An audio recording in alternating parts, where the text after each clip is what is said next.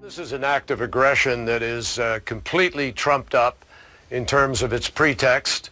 It's really 19th century behavior in the 21st century. You know, the reason for this, David, is because you just don't invade another country on phony pretext in order to assert your interests. When Secretary of State John Kerry made his now infamous statement about Russia's actions in Ukraine, the hypocrisy was immediately apparent to all but the most clueless of viewers. Intelligence gathered by this and other governments leaves no doubt that the Iraqi regime continues to possess and conceal some of the most lethal weapons ever devised. The main reason we went into Iraq at the time was we thought he had weapons of mass destruction. It turns out he didn't, but he had the capacity to make weapons of mass destruction. But I also talked about the human suffering in Iraq. Those weapons of mass destruction got to be somewhere.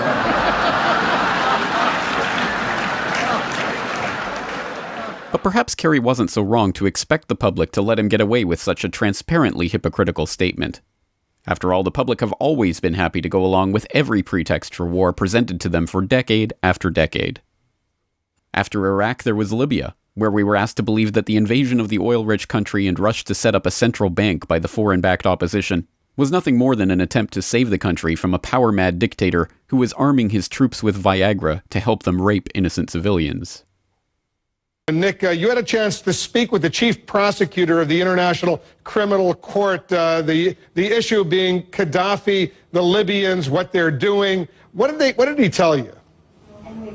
Well, one of the things he wants to investigate now, he says, his priority is to investigate allegations of rape that may be systematic and rape that's being assisted, he said, by the distribution of Viagra or Viagra-like products, sexually performance-enhancing products that are getting in the hands of Gaddafi's forces and are being used as part of gang rape. And these are allegations that are surfacing that he says he wants to investigate as a priority. Until this pretext was overturned by a pesky reporter asking for actual evidence of these crimes. How many people have been killed, and in which town, in which site, and what kind of the crimes he has ever done in your investigations? I advise you to read the application of the prosecutor's office, many pages, I think it was 77 pages. We describe in detail the facts. Most of it is public. And the judges also decided, analyzing the evidence. So, of course, we are prosecutors and judges, so we rely on facts. So we prove the crimes. That's what we did. We present the case to the judges, and for a month and 10 days, 3 judges from 3 different continents make an independent evaluation, and they decided. As pointed out by Luis Moreno Ocampo, the document does have 77 pages, but most of its content is not public. Pages 17 to 71 have been redacted, precisely the ones enclosing the summaries of evidence and testimonies. Before Iraq, there was Afghanistan, where we were asked to believe that the war was necessary in order to get bin Laden, until we were told that was not actually the case. So I don't know where he is, nor do, I just don't spend that much time on him, Kelly, to be honest with you. Similarly with the invasion of Grenada. When the U.S. military made it clear that it was going to base this invasion on a partially on a threat to U.S. medical students on the island, the U.S. media jumped in as if there really was a threat. Of course, there wasn't. That's why none of the medical students were hurt. When the United States made it appear as if Grenada was a base for Cuban operatives, the media started looking for them and imagining them and passing on reports of Cubans in military capacities. And the Vietnam War. Renewed hostile actions against United States ships on the high seas in the Gulf of Tonkin have today required me to order the military forces of the United States to take action in reply. It does appear now that a lot of these torpedo attacks were from the sonar man, you see, and they get keyed up to a thing like this. Everything they hear on the sonar is a torpedo. You're pretty sure there was a torpedo attack then? Oh, no doubt about that, I think. No doubt about that. No, it was just confusion. And events afterwards showed that our judgment that we'd been attacked that day was wrong. And World War II. No matter how long it may take us to overcome this premeditated invasion, the American people in their righteous might will win through to absolute victory. On the night of December 6, 1941, intercept stations picked up heavy Japanese radio traffic from Tokyo to their embassy in Washington. The machines clattered with the intercepted purple code groups. The tapes were rushed to the code breakers on Constitution Avenue where the ciphers were decrypted. The text was then teletyped to the State Department. It ordered the Japanese ambassador to break off diplomatic relations at precisely 1 p.m. Washington time, when the sun was just rising over the Hawaiian Islands. That vital need was the information available in Washington from the intercepted dispatches, which told when and where Japan would probably strike. I did not get this information. And World War I. Now, the Lusitania was a British passenger ship on its way from New York to England, 1915. At that time, England was at war with Germany, but we had not yet joined World War I. Well, the ship went down, and the Americans were told that the Germans simply sank this ship to be ruthless. They saw an innocent passenger ship, wanted to kill a lot of women and children, and so down it went. But that's not why the Germans sank it. They sank it because the Lusitania was loaded from one end to the other with munitions, millions of rounds of ammunition and many other munitions. Everyone who survived that disaster said there were two explosions, a smaller one and then a huge one. The small one was a torpedo hitting. The large one was the munitions detonating. The ship went down in just 18 minutes after a single torpedo hit. By the way, that's confirmed also by the logbook of the sub that sank. Lusitania, the U-20's logbook said one torpedo followed by massive explosion. Equally significant, before the tragedy, Winston Churchill, who was then head of the British Admiralty, had ordered a study to be done to determine what the political impact would be if a British passenger ship was sunk with Americans on board. And there were almost 200 Americans on board the Lusitania.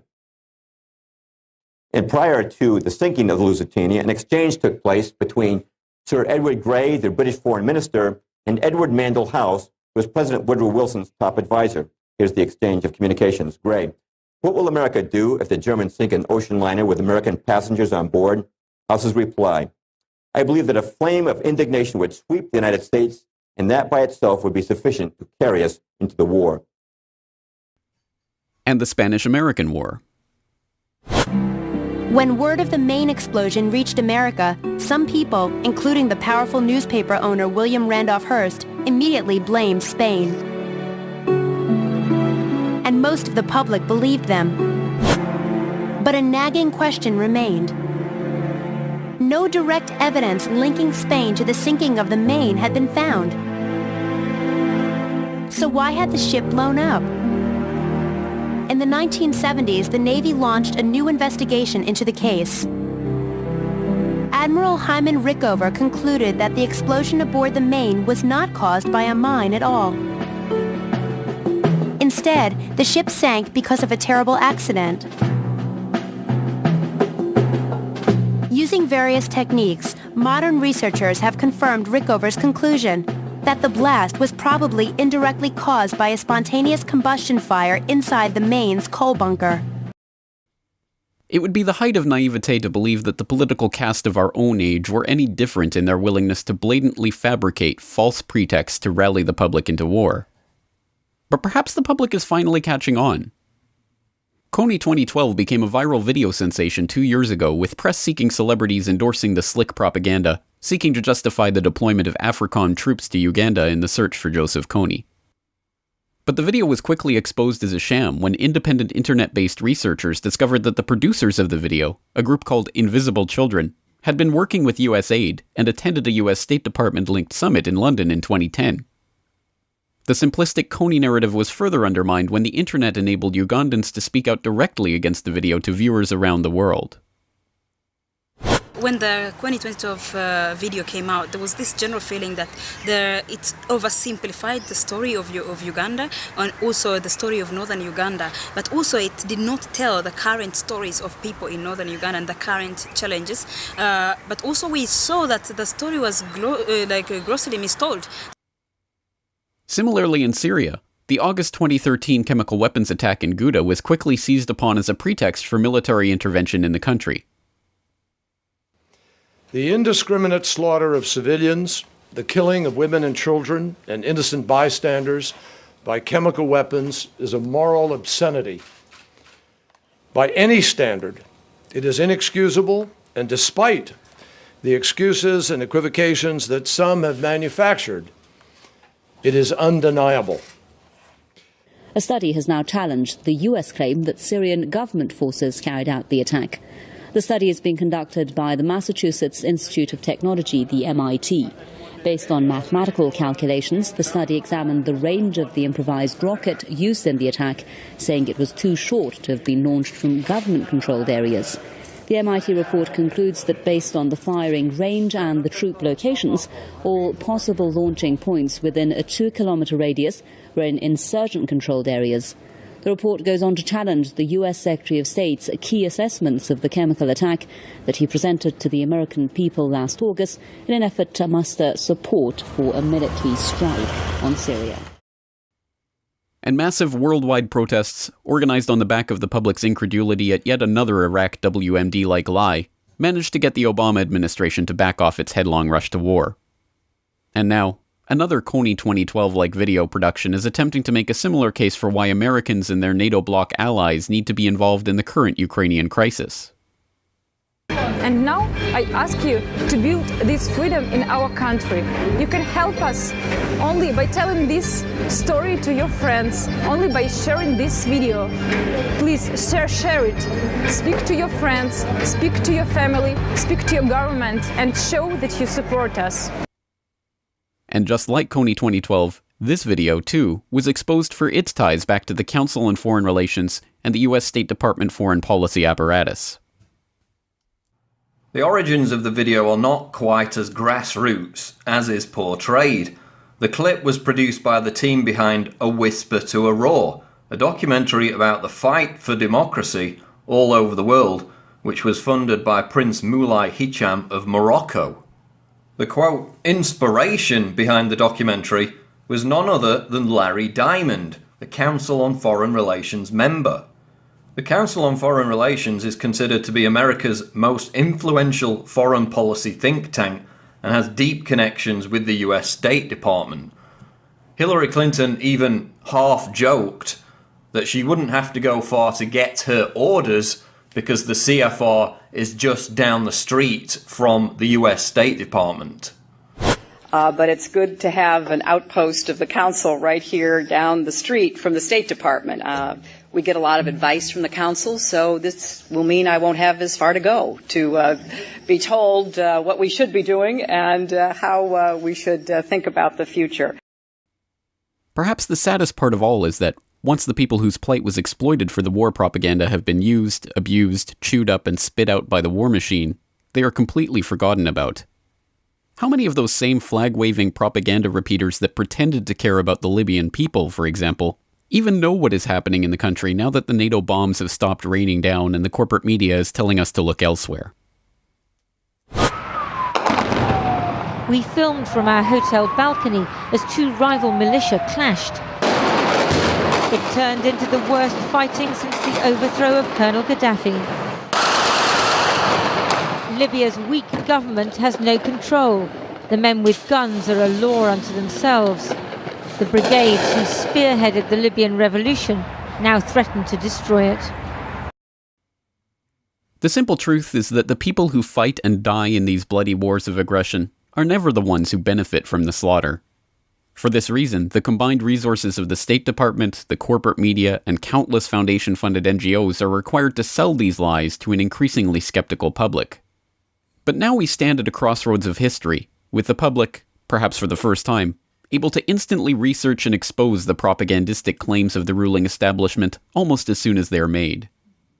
In some ways, the public is better positioned than ever to abandon that 19th century world of war pretexts that Kerry was referring to. Perhaps we can start by consigning politicians like Kerry, and all the other liars who have enabled countless slaughter, warfare, and bloodshed throughout the years, to the dustbin of history by simply refusing to believe their transparent lies. This video is brought to you by the subscribers of BoilingFrogsPost.com. For more information on this and other topics, please go to BoilingFrogsPost.com. For more information and commentary from James Corbett, please go to CorbettReport.com.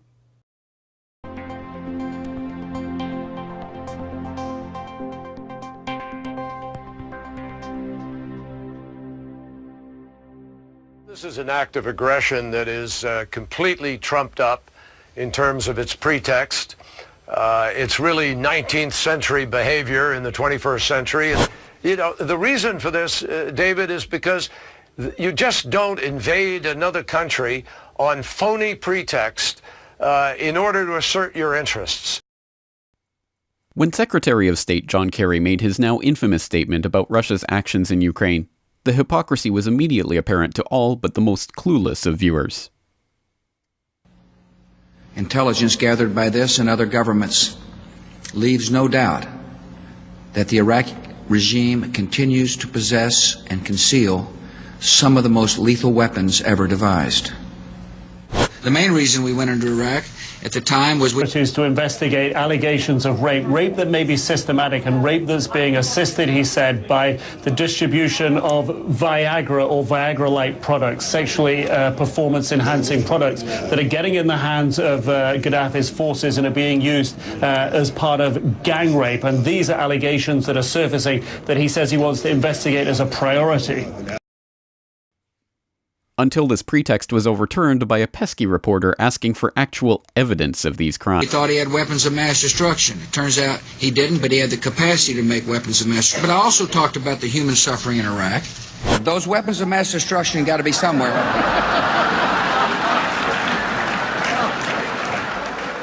But perhaps Kerry wasn't so wrong to expect the public to let him get away with such a transparently hypocritical statement. After all, the public have always been happy to go along with every pretext for war presented to them for decade after decade. After Iraq, there was Libya, where we were asked to believe that the invasion of the oil-rich country and rush to set up a central bank by the foreign-backed opposition was nothing more than an attempt to save the country from a power-mad dictator who was arming his troops with Viagra to help them rape innocent civilians. Nick, you had a chance to speak with the chief prosecutor of the International Criminal Court, the issue being Gaddafi, the Libyans, what they're doing. What did he tell you? Well, one of the things he wants to investigate now, he says, is priority.